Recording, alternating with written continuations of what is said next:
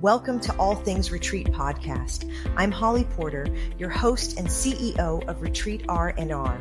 With over 25 years of experience in designing transformative retreats, I'm here to share insights and inspiration to help you create extraordinary experiences. Whether you're a pro or just starting out, you'll find valuable ideas here. Enjoy the ride. Let's dive in. Hi, and welcome everybody to the show today. We're going to be having a fabulous time with Loren Cellentani. She is a somatic success mentor and the host of the top 2 podcast Sovereign Self Show. After overcoming crippling anxiety, burnout, and health crisis, Loren transformed her life through somatic energy work and spiritual mastery, turning her pain into purpose.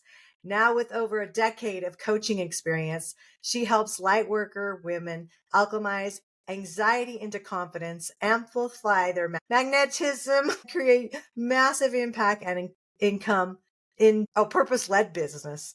Loren's mission is clear: to end the era of wounded healer and guide women to embrace their divine power with ease and abundance. Welcome to the show, Loren. So happy to have you. Oh my goodness. Thank you, Holly, for having me. I know it's going to be a good show when technology is giving a little hiccup for us beforehand. I always know it's going to be a good podcast. If somebody doesn't want us recording. Well, Loren's a new friend of mine, and we've had a few conversations, and has amazing energy. And I know you're just going to love all the little things that she's going to share with you. She's got great knowledge within the retreat industry and coaching industry. And I'm excited to have her on here. It took us a little while to get this all booked up, but here we are. We're going to come out with the barrels blazing and here to offer up, right? Yes, I'm excited to dive in wherever the conversation goes. You know, we did a podcast swap, which is amazing. So I feel like this is kind of going to be a continuation of part one of a way. I love doing that. It's always fun. Why don't you say the name of your show?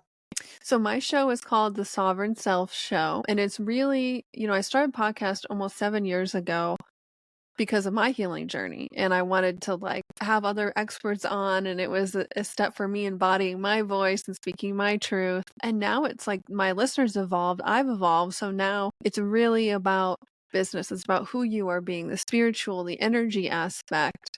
And of course, retreats are part of that as well, and how to integrate that into your business model. And as a leader, how do we show up to lead these retreats, especially as a sensitive person, a sensitive soul who can feel the energy in the room and not let that overtake you.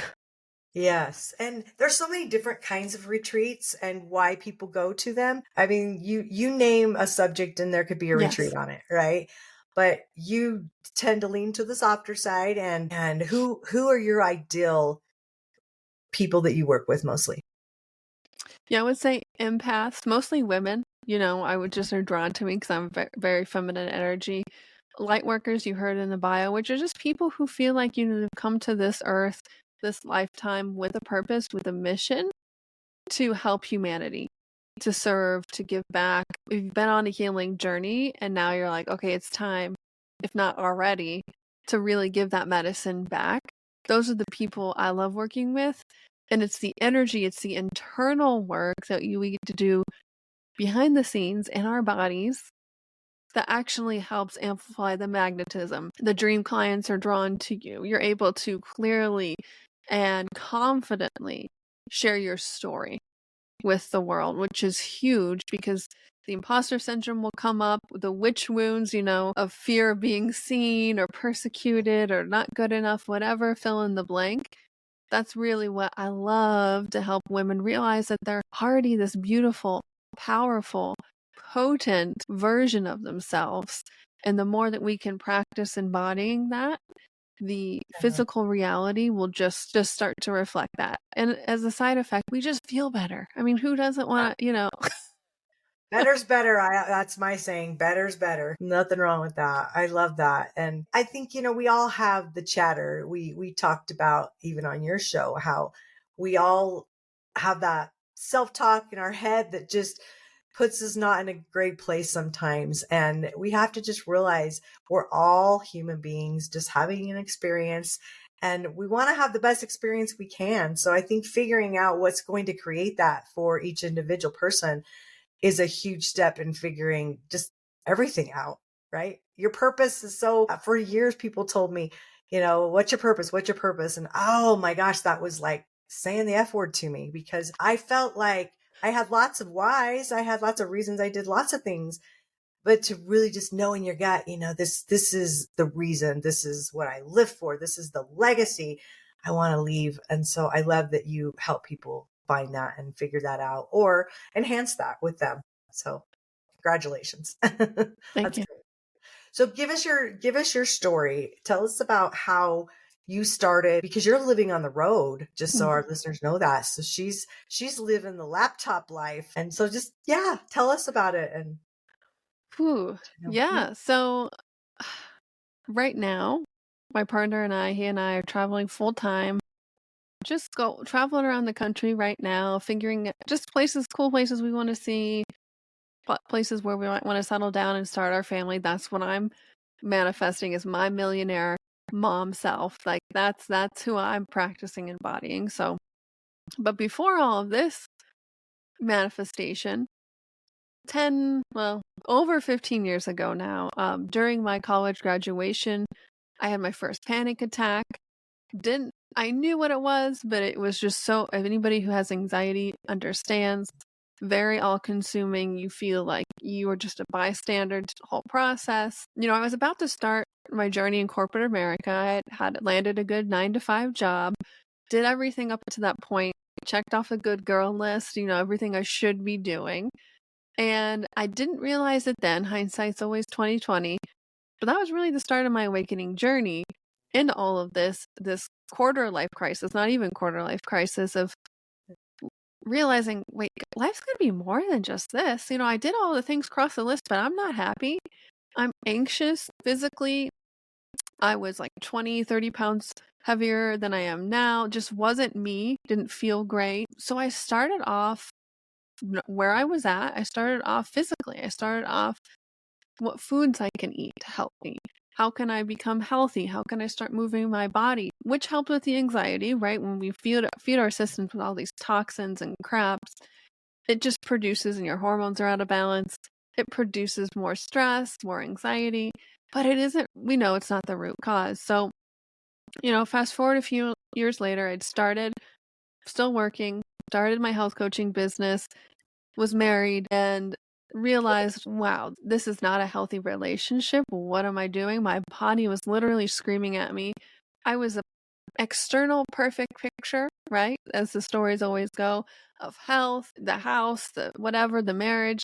But internally, my body just mystery symptoms, chronic hormonal issues, just diagnosis after diagnosis. And I was like, what is going on? And within 2 weeks of deciding to leave the relationship, wasn't something easy, wasn't something I planned on doing, those symptoms went away. And it was really when I started realizing my body is leading the way. And if you listen to the podcast, the name of the podcast has changed over the years, but the tagline is always, your body is not in the way, it's leading your way. And for so many years, whether it was my anxiety, whether it was physical stuff, I felt like I was a victim to my body. I felt like I was a victim to my circumstances. And so that was a huge lesson of what I wanted to explore in my work and in my life. And I committed to myself at that point to really forgive myself and to do more of the inner work. I really believed at that point that I do create my reality. So if I do create my reality, what am I thinking? How did I manifest this? Not a good situation in any sense of the word. And so from that point on, which is almost 10 years ago now, of really researching what works, how do I harness my energy, and switching my business from health coaching to helping women work with their energy, work with their anxiety. And I realized that, oh my goodness, it's scary to put myself out there. It's scary to be like, this is my thing. This is how I can help you. And so through that, I really battled with imposter syndrome, with fear of putting myself out there, really putting myself out there. And again, my body leading the way. I ended up receiving a pre-cancer diagnosis in my uterus. And I was like, what is happening? It was blindsided. I felt fine, but I realized I was still living from the shame, from the fear of really putting myself out there. And my body was calling me to, hey, Lauren, it's time for you to go in. You're still living this safe, closed life. It's time. It's the next initiation to your journey. And, since then, through that healing journey, I've quit my 9 to 5 and working my business full time. I manifested my dream partner who came right to me. It's just crazy, right? And our birthdays, we're speaking off air, you're an 11 person. Our birthdays are palindromes. So his birthday is 0122. My birthday is 1220. So if you switch the 0, there's so many. His middle name is Loren, Loren. You can't make this up. Like that's just the tip of the iceberg of how these manifestations happened. And my own spiritual gifts, the energy work, the Kundalini life force energy, if you guys are familiar with the chakras, started to awaken within me, all because this horrible thing, quote unquote, people might think, this diagnosis led me to go and led me to this change. Because actually, if you look at a lot of Louise Hay work, she did a lot of metaphysical symptoms to physical aspects. What's the emotional cause? What's the root cause from an energetic perspective? And cancer, what is it? An overgrowth of cells, because your body wants to grow, but you're not growing in some area, whatever area. And that was my womb space. That was creating, whether it's a family, a business, your life, a new version of you. And through that contrast, through all of that ups and downs, because it's always, we know it's a never ending journey, led me to even deeper clarity of my purpose, led me to the manifestations of things that I didn't even think were possible in this lifetime. And I said, I'm still on that journey. We're traveling full time. It's very challenging. I want to have a home base. I want to have my own space, so all of these things come up for me. I want to have the big land with a beautiful house so we can raise our family and have a garden, all these things. I'm not there yet, but I know the steps that we're taking are bringing me there. So all of those emotions and those thoughts, the same process through my whole journey, I'm going to continue mastering myself. And that's what I truly, to underline this whole story and what this whole podcast is about. Your purpose is mastering yourself. I know we want to say, what do I want to do with my life?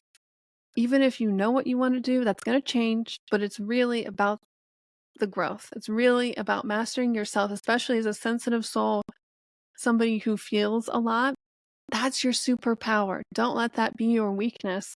And that's what I'm all about. And you guys can tell from my story, it's not a linear path, but it's about who we are along the journey that creates the manifestations, the magic, the synchronicity, and really who we become along the way. Oh, that's beautiful. I love that story. So let's talk to people that maybe are newer, thinking about doing retreats, and if they're struggling, what to do them around. Where's their zone of genius that they want to play in? Where would you tell them to start? Well, I would start to take depending on what you do, whether if it's more of a spiritual, or health-wise, what's your core offering? Are you a yoga teacher? What's your core package? For me, it's look at my mastermind, my old mastermind I did. What are the core principles of how I led people through that transformation? And how can I incorporate that into a retreat? For me, breath work, somatic movement, those kind of things, the teachings, because the more that we understand why we are doing something, then the how gets easier. Then we understand it builds the neural pathways in our brain for us to understand why it's important, so we can get the full benefits from it. And for me, a huge part, this is a little tangential, but not, because whatever comes up to your mind during this is Spirit's say this. The initiation aspect of one of the first retreats I went to right after I left the marriage was a Dr. Joe Dispenza retreat. And at that time, still very big retreats, but at that time, way before pre-COVID and all of this, he did these challenge events. And unbeknownst to me, that's what we were doing. So I, by myself, went to Toronto. He does these retreats all over the world, and he starts talking about this challenge retreat. And I'm like, what is this? What is this? And we end up rappelling down a 30-story building, which I'm not a heights person. I'm not a adrenaline junkie whatsoever. This is obviously an extreme case, but it forced you, and I would say over 90% of the 1,100 people that were there did it. A lot of people physically couldn't do it, but so many people actually did it. But what it does is these small, big, doesn't matter, these initiations help people challenge themselves to apply the theory, to apply the principles that you teach in order in these extreme cases, so that when they go back to the real world, they're like, oh, this is easy. I got this. Building this business, leaving a relationship, whatever it is, this is cake. I just did a cold plunge for 2 minutes, whatever it is. I just rappelled down a building. I can do anything, but I really find in retreats for myself, those aspects of pushing ourselves to apply whatever the teachings are to more extreme manner helps the people really build the confidence and really learn how to regulate themselves in whatever way that is, rather than just sitting there and meditating for 5 days. Yeah. Or whatever. And I find that the activities that are maybe a little bit outside of what your core teachings are, but they allow the people to apply it, so you can build the wisdom and the experience and the confidence to go back into your everyday life and actually integrate what you learn. Yeah. When you had mentioned before that you had done the meditation retreat, are we talking about a 5 day of silence where no one's talking at all? Or talk about that for a Yeah. minute. So it was a 5-day, mostly just guided meditations. We did walking meditations that we all had the audio. He guided through sitting down meditations, a lot of energy centers, which are chakra meditation, pineal gland meditation, all of these different theme meditations that he led live. I've been on yoga retreats, right, where we do different classes, a couple of classes throughout the day. Breathwork retreats are the same thing. Is what I find is, a balance of being guided, but then as a seasoned practitioner, but as a participant, I like the balance. For me is like, okay, I know the principles. Now let me apply it and like go deeper, whether it is a silent meditation or allowing the people just to kind of do their own thing to apply that knowledge, which kind of goes back to the challenge aspect. But I really find, a couple-day retreat, I would say 3 to 5 day retreat for me is where I find always the most transformation, because you're outside of the, you told I forget the exact definition, but the definition of retreat before is like, you're completely gone from your normal life, your normal reality, retreating from the normal environment. And I think that's a beautiful way to really choose and tend who you want to be. Why are you coming to retreat? Why Yeah. are you hosting retreat? And that's part of the sales process too, is like, tell that story. Yes, you teach people how to lose weight. Yes, you teach people how to learn yoga. But what is the story, so that they can do what? So they can be active with their children for longer, so that they can make a massive impact and income and still enjoy their life and still love themselves and not be burnt out. Like, what is that extra aspect that these people consciously or maybe not consciously know of why they want to come to your retreat? Yeah. And I think that's a huge opportunity if you are thinking about hosting a retreat. What do you think is the sweet spot of how many attendees? I think honestly, it depends on your goals. Like, what are your number goals, right? At the end of the day, you got to make the numbers work. And I know that, the services you guys offer really help with that aspect and logistic. I've been to retreats that have had 10, 15, all the way up to 2,000 people. Wow. I think it just really depends on, what are you comfortable leading, Yeah. right? Like, what space do you feel that you can challenge yourself, but also what do you feel like you can hold space for? Well, and so when you say a couple hundred, did you say a couple thousand or a couple Couple hundred? thousand. Are they staying in a hotel?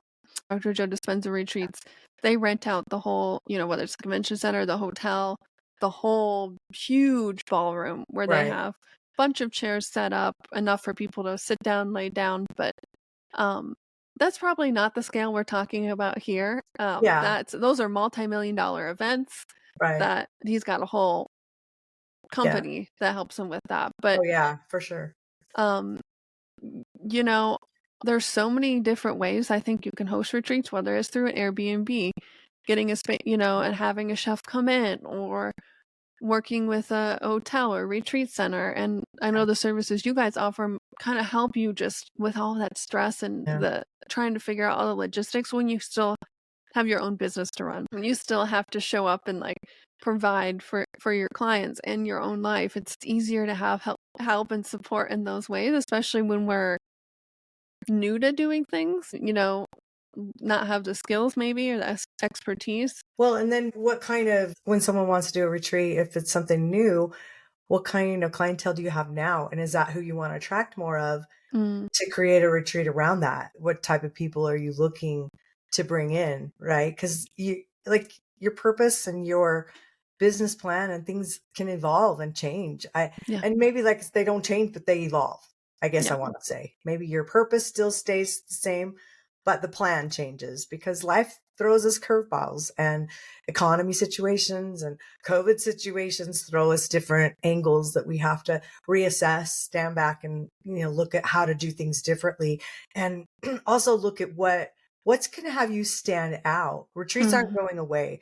They're projected in the next 10 years to increase 101% more. So that they're not going anywhere. If it's something you're kind of on the fence with, you want to set yourself up for success. You want to make sure you've attended other people's retreats and that you know what it is you want to do. What kind of are you a transformational? Are you a yoga retreat? Are you a business retreat?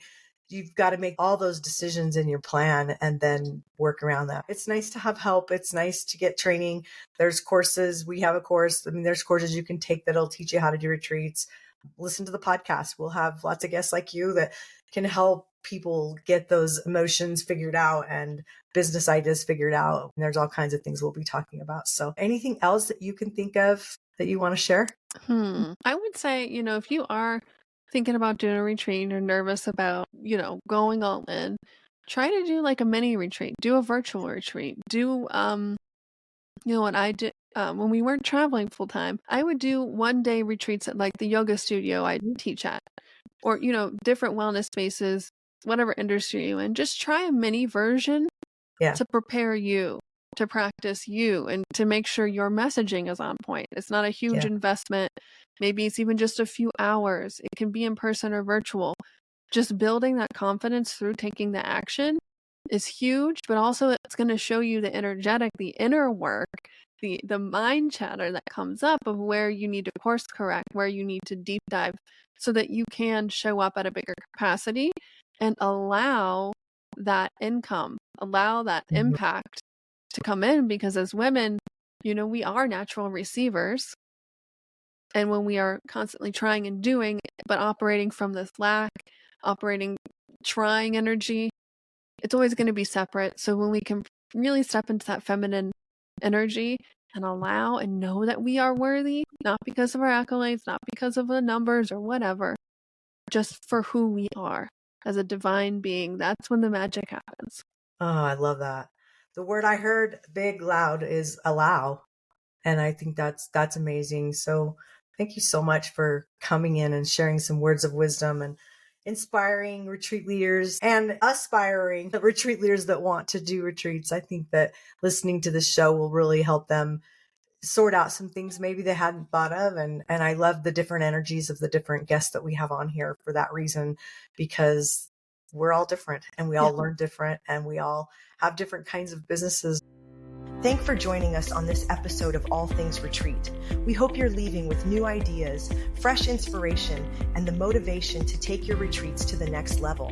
Don't forget to subscribe and leave us a review. It helps us grow and reach more retreat leaders like you. And if you have any questions, topics you'd like us to cover, or just want to say hello, send us an email at info@weretreatrnr.com. Follow us on social media to stay connected and catch all the latest updates. Until next time, remember, great retreats start with great intentions. Let's make them extraordinary, one step at a time.